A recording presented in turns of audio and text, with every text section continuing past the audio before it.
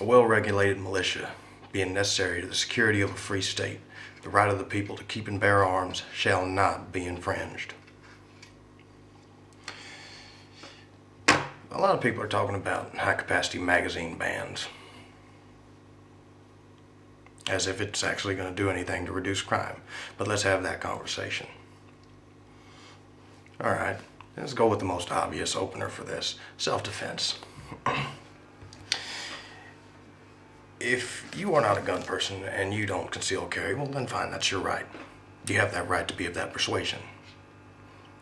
However, don't try to step on my right to defend myself. Because I'm sure if I tried to force you to carry a gun, you would not be happy with it. One little bit. Now, when you're talking about concealed carry, you're talking about a concealed handgun. It's usually a compact or a subcompact handgun. Usually no bigger than a 4-inch barrel. 2 to 4 inch barrel is usually the average. If it's a revolver, you're talking about 5 to 6 shots. If it's a semi-automatic handgun, you're talking about anywhere from 5 to 12 rounds, depending on the caliber, depending on the size of the frame of the pistol. I love a Glock 23 for concealed carry. And you know what, as it stands right now, that Glock 23 holds 12 rounds of 40 Smith & Wesson. Now, with these high-capacity magazines, that would neuter it by 2 rounds. Now, that doesn't sound like a lot, but you are much more likely to get attacked by a group of armed or unarmed assailants in a mugging or a robbery or a carjacking than you are to get struck by lightning, than you are any other crazy, benign, parallel that people try to throw out. So, yeah, personally, if I'm going to be going up against a group of assailants, not only do I want a gun, at the very least a pistol, I'm going to want as much ammunition as I can get. So you know what? 10-round magazines, horrible idea. Horrible idea.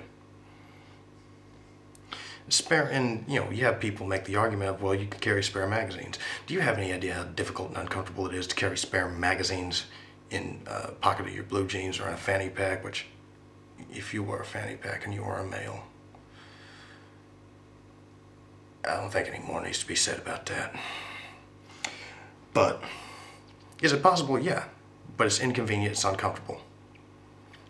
And that extra second or two you take trying to fumble around and get your magazine out and reload it, all the while your adrenaline is pumping and surging, yeah, that's valuable time that could cost you your life. Now, while a woman could more easily carry a magazine, 1 or 2 extra magazines in her purse, she's also got to be able to find them in a firefight, in an exchange. And again, you're going to be emotionally worked up. Your adrenaline's going to be pumping. You're going to be psyched out. You're going to be, upset. You're going to be nervous as hell. You're going to be mad. You're going to be angry. You're going to be all of these things. And trying to dig around inside of a purse for an extra magazine when you could have had a magazine that held between 12 and 15 rounds, no. It's going to cost more lives than it's going to save. Criminals, they don't obey laws. They don't care. They don't.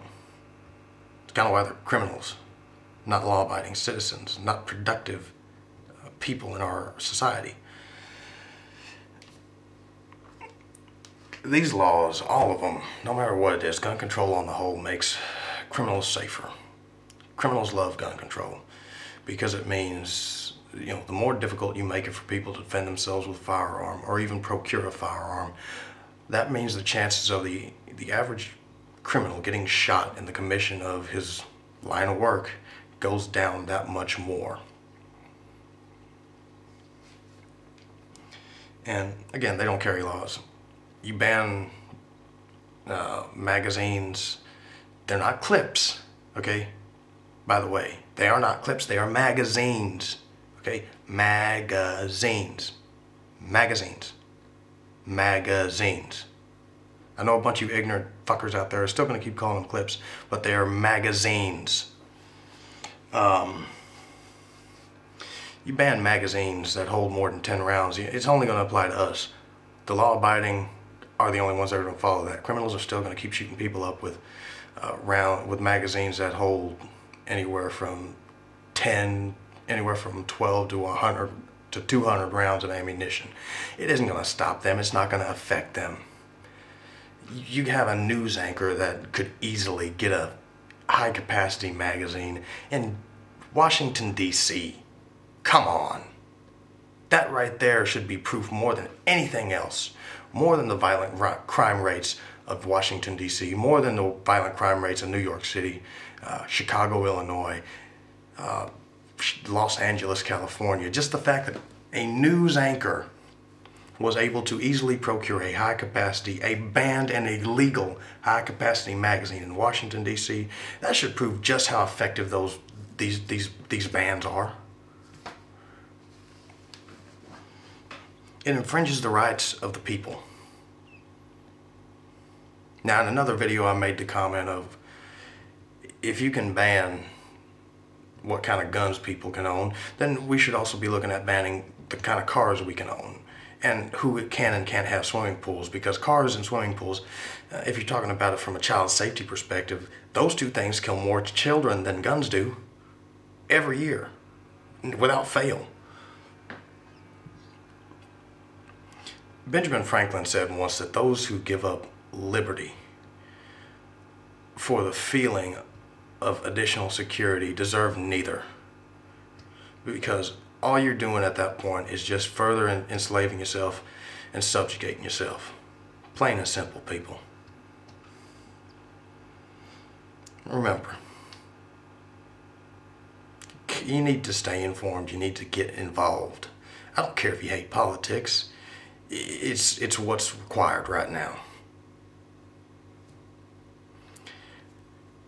United we fall, or